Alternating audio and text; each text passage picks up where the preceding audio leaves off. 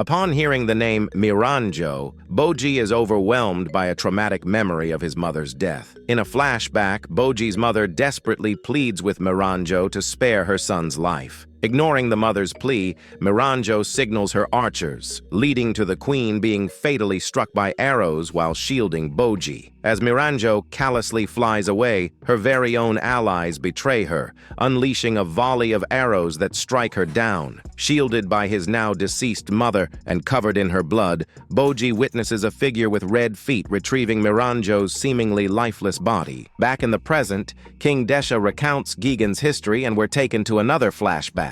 During Desha's rebellion against his tyrannical father, he hired Gigan, a mercenary from the Gigante race. To provoke the army of enemy Gigantes hired by his father, Desha's forces captured and tortured one of their children, knowing it would send them into a mindless rage. The trap worked. Enraged by this cruelty, Gigan turned against Desha's men to rescue the child, but was confronted and defeated by Uken, Desha's brother. Although his rebellion against his father succeeded, Desha executed the child to appease his troops and imprisoned Gigan for his insubordination. Disgusted by his brother's actions, Despa walks away from their victory. Back in the present, as Desha prepares to strike Gigan with lightning, Bojji intervenes by absorbing the attack with his sword. Impressed by Bojji's skill and recognizing his brother's training, Desha contacts Despa, who confirms Bojji's exceptional strength and advises the king that engaging in combat against Bojji will most assuredly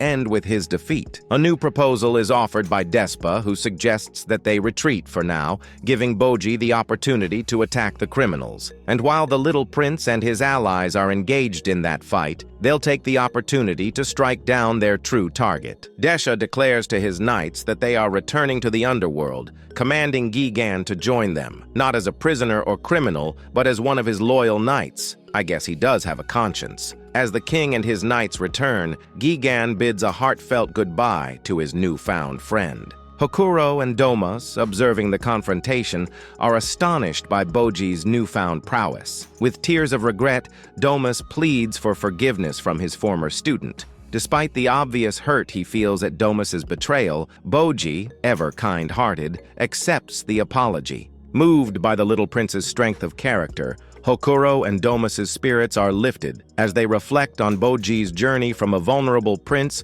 to a formidable king in the making who's able to turn the tide of battle. As the episode draws to a close, Despa and the Knight Commander are horrified to see Uken break free from his bonds and preparing to exact his revenge.